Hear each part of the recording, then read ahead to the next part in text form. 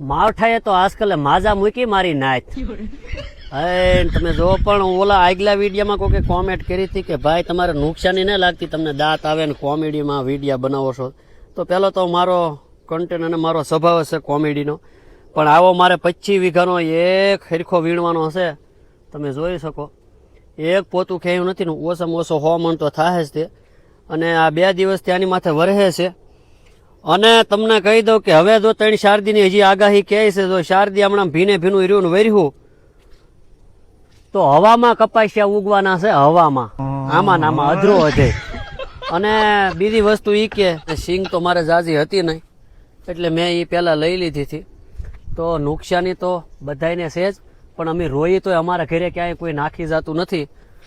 એટલે અમે ધોલ મારીને હસતા જ રહી છીએ, કેમ કે કુદરતના ઘરનો નિયમ છે કે ગમે એવું દુઃખ હોય ને તો હસતા રહ્યો. હસતાને ક્યારેય ઈશ્વર રોવા દેતો નથી, ઓછામાં ઓછું તો એ જ વસ્તુ છે. એટલે મારો હાસ્યલો સ્વભાવ છે અને હું દાંત કઢાવતો જ રહું છું. બાકી નુકસાની હર એક ખેડૂતની નુકસાની એ મારી જ નુકસાની છે. અને અત્યારે તો મેં જોયું છે કે ઘણા બધાય કોઈ દી હેઠે ન દેખાય એ તે ખેતરમાં જાય અને ટીઆરપી મેળવવા હાટું વિડીયાને ફોટાને બનાવતા હોય ને પાડતા હોય, પણ એ જરૂરી છે, એ સારું જ કામ કરે છે. અમારા ખેડૂત સુધી આવે છે એમને બધા વાલા છે. બાકી તો લગે રહો મુનાભાઈ.